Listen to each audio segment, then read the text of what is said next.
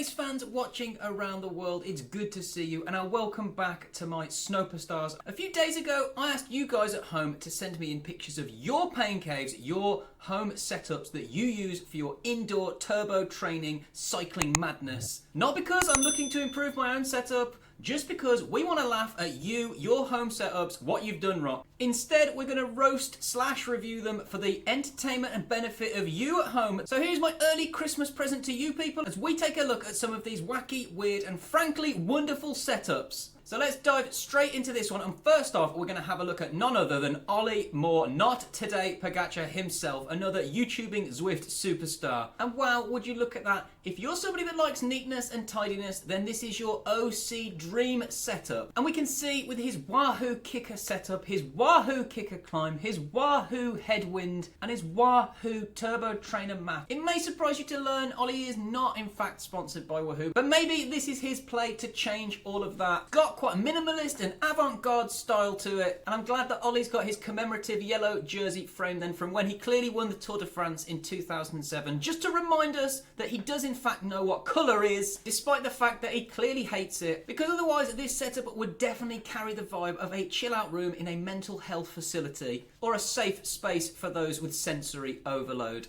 And all that white, especially on the carpets, is a bold choice when you've got your bike and all those oily parts on top of it. So I do have my suspicions that Ollie doesn't actually do any Zwifting in this setup, and it's all for show. He's probably got a manky setup in the garage that he uses. And I'm going to double down on that theory, because if you look, Ollie's got a water bottle on his table there, but realistically, should that not be in the bottle cage if he was actually Zwifting? And the second bit of evidence that I'm going to submit to the court is those shoes right there, which you think might get a bit mucky, but when you've got the level of OCD that Ollie has, cleaning things is literally a dream. Practical? Yes. Cool? Absolutely not. And I'm a bit baffled about what those black rods are behind the TV. Is that a radiator? And it's also worth noting that it looks like Ollie's got an unbranded bike frame on the trainer. Rumour has it that after Pinarello turned down a sponsorship deal that Ollie pitched to them, he just painted his frame white out of pure rage so they wouldn't get any advertising from him. And finally, I've just spotted there that his trainer mat doesn't actually look to be fully unravelled correctly, so I'm docking you a few points from that. With somebody with your level of OCD, Ollie, I would expect, frankly, better than that. But again, maybe another smoking gun that Ollie doesn't actually use this setup for Zwifting. All in all, I quite like that one. I'm not going to lie, I am a little bit jealous. I'm a bit of a messy guy myself. I'm not a neat freak. Thanks, Ollie. Moving on, what have we got next? Okay, next up, I've got the secondary setup for subscriber Jenny Eck. Now, Jenny is the Finnish national esports women's champion. She won the Finnish national title this year, so she's a really strong racer. She's also done the Zwift Esports Worlds Championships this year, so really strong rider and an excellent sprinter. However, it must be said that this setup does not fill me with hope that it will be great for sprinting, unless you like looking like Bambi on ice.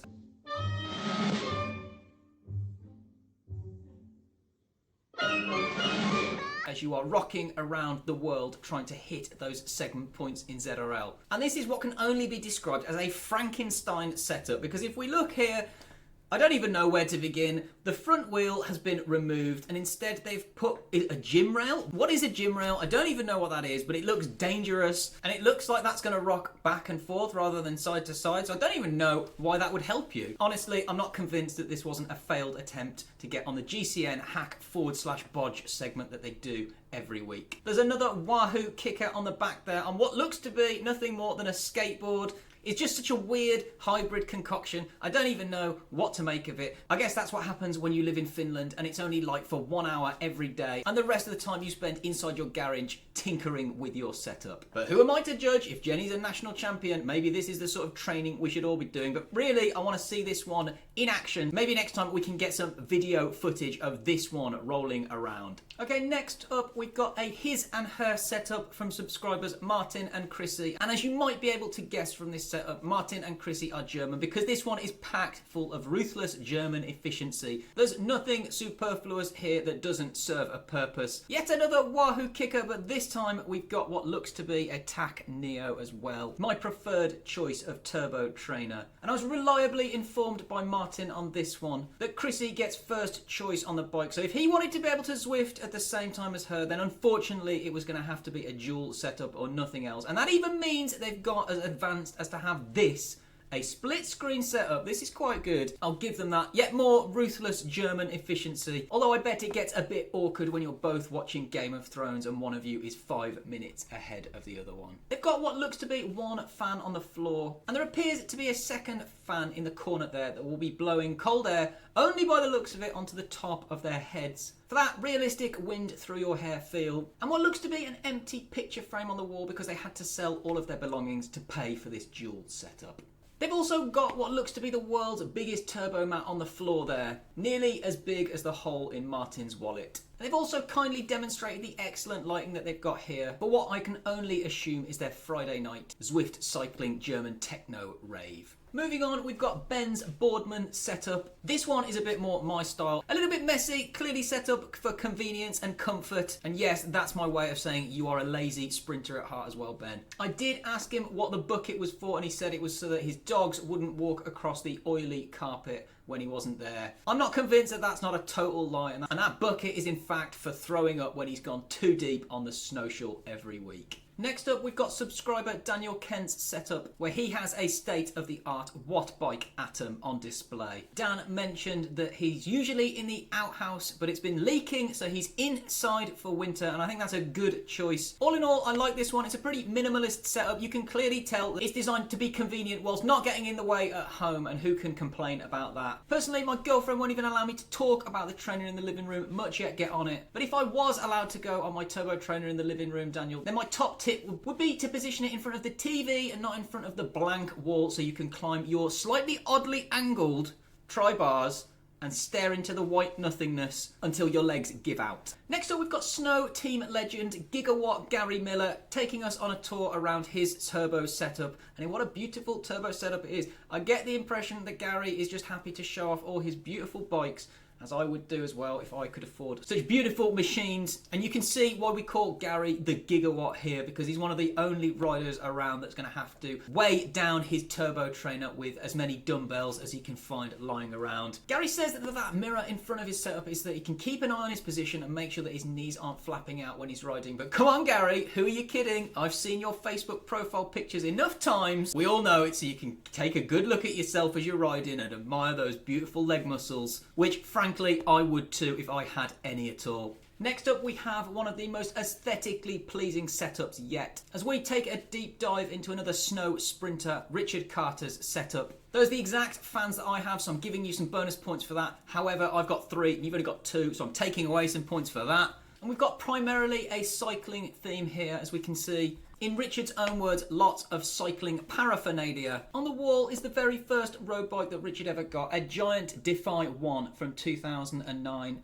We can see some medals, some nice polka dot themed hats. He's got some prints there of Eddie Merckx, Chris Boardman and Graham Obree, alongside what can only be described as either incredibly impressive or incredibly sad homemade Zwift bunting. So no, I'm afraid you cannot get that one in the shops. And the proud centerpiece to stare at whilst you're on the bike suffering is what Richard says is a 50-inch 4K TV. Well, there's no need to brag, Richard. It's not about the size, it's how you use it. Another interesting item that Richard notes there, a piece of the Manchester Velodrome track hung proudly on the wall. After Richard won an event there, it's got a special meaning for him. But personally, having been to Manchester, I don't know why you'd want to remember that and not do everything you could to try and forget. I also like the ingenious move of trying to put more plants in there than a jungle to offset the carbon dioxide you're exhaling during the race and trying to give you some extra oxygen to inhale when you're really suffering. Is that doping? I don't know, maybe it is. Maybe we should be reporting Richard to Zwift. I'll leave that one to you guys. Next up, we've got a practical setup from none other than Nob the Rabbit, the legend of the SNOWcial Sprint and Spin. Yet another rider who likes a Wahoo kicker, but this time with an Elite Diretto riser. The mishmash of those two really, for some reason that I can't explain,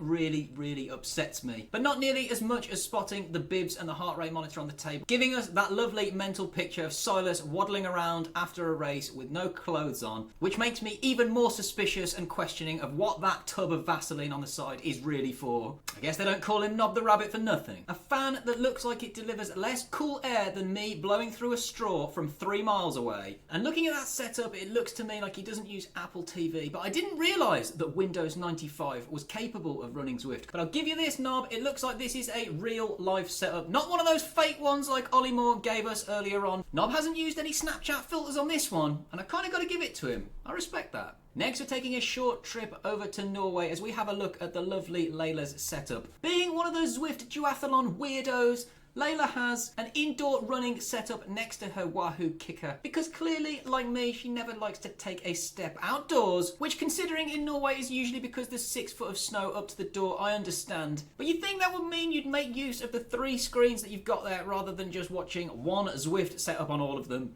And Layla clearly knows what she likes because rather than buying an array of beautiful, differently coloured jerseys, she simply has 5 of the exact same jersey hung on her wall. And whilst it is a lovely yellow jersey, with the lighting of this picture as well, you do realise that other colours are available. And finally, we're heading back to Finland for the best setup yet. I'll give them credit. Jenny's setup, who we looked at earlier on, and her partner Patrick Karlstrom have probably the best looking Zwift setup that I've seen yet. As we step aboard the Starship Enterprise and look into the pain caves of the future.